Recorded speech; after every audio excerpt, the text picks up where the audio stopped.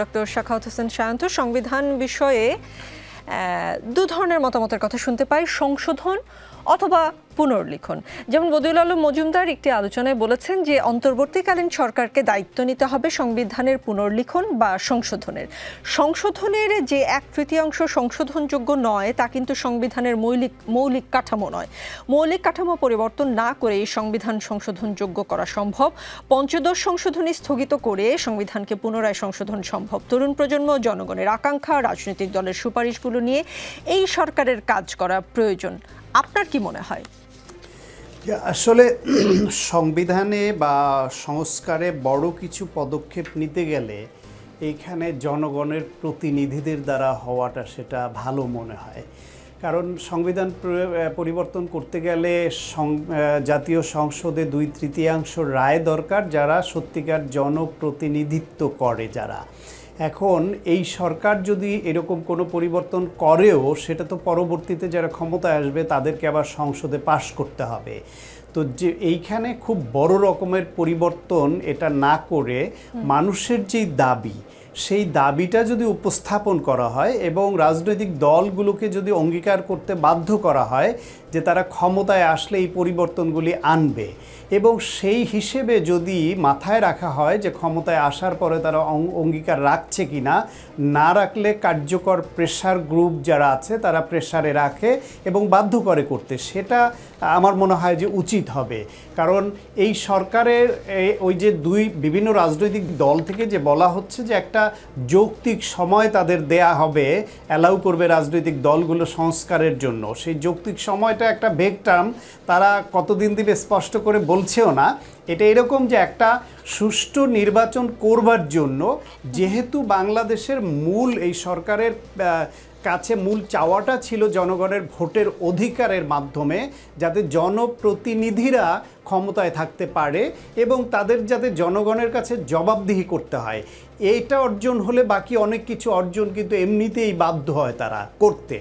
সেই অধিকারটা না থাকার কারণে মানুষের হাতে জবাবদিহিতা জনগণের কাছে তাদের করতে না হওয়াতে রাতে এমপি হয়ে যেতে পারে, রাতের ভোটে বিনা ভোটে এমপি হয়ে যেতে পারে, স্থানীয় সরকারগুলি ইচ্ছা করলেই দখল করে নিতে পারে, ফলে যা খুশি তাই করতে পারে, জনগণের কাছে জবাবদিহিতা করতে হয় না।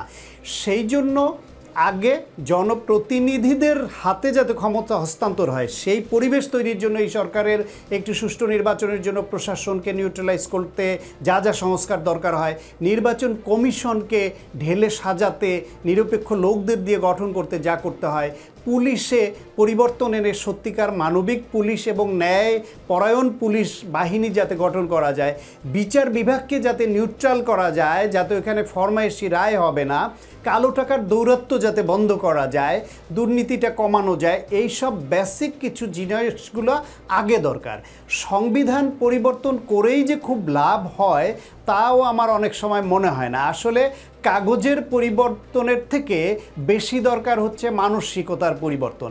আপনি বলেন যে এই যে বিচার বিভাগে যেই ফরমায়েশি রায়গুলো হয়েছে, এই রায় দেবার কোনো ইনস্ট্রাকশন কি বিচার বিভাগ সংক্রান্ত কোনো নীতিমালায় আইনে আছে? নাই তো, কিন্তু করে তো গেছে। এই যে নির্বাচন কমিশন আইন তো যথেষ্ট ভালো আইন আছে, ওইখানে যারা বসে তাদের কিন্তু অনেক স্বাধীনতা আছে সাংবিধানিক প্রতিষ্ঠানে ওই পদে বসার কারণে, কিন্তু তারা যদি আত্মা বন্ধক রেখে, বিবেক বন্ধক রেখে ওই চেয়ারে বসে এবং অনুগতদেরই বসানো হয়, তাহলে এই কাগজ কি লাভ হবে? এই যে টাকা পাচার, দুর্নীতি, এর তো কঠিন শাস্তির বিধান আছে, কিন্তু টাকা পাচার, এই যে লক্ষ কোটি টাকা, হাজার কোটি টাকা এক একজন পাচার করেছে, সেইটা কি আইনে তো অবশ্যই কঠিন শাস্তি আছে।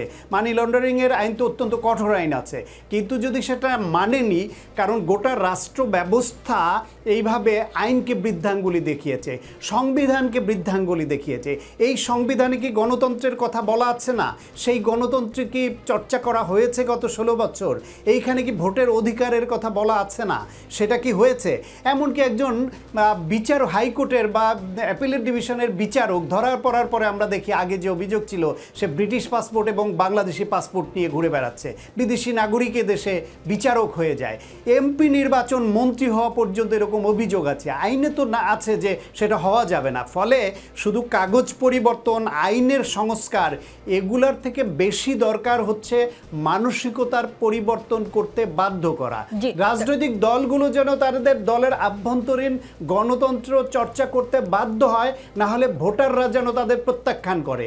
ক্ষমতায় এসে অঙ্গীকার রক্ষা না করলে এইবার যে ছাত্র জনতার অভ্যুত্থান হলো এরাও যেন আবার হাল ছেড়ে না দেয়। একটা প্রেশার গ্রুপ হিসেবে যেরকম বৈষম্যহীন রাষ্ট্র ব্যবস্থার জন্য জীবন দিল সেটা এস্টাবলিশ করবার জন্য আমাদের লেগে থাকতে হবে। জি ডাক্তার সায়ন্থ, কাগজের পরিবর্তনের চেয়ে আপনি মানুষের মানসিকতা পরিবর্তনের উপর জোর দিয়েছেন।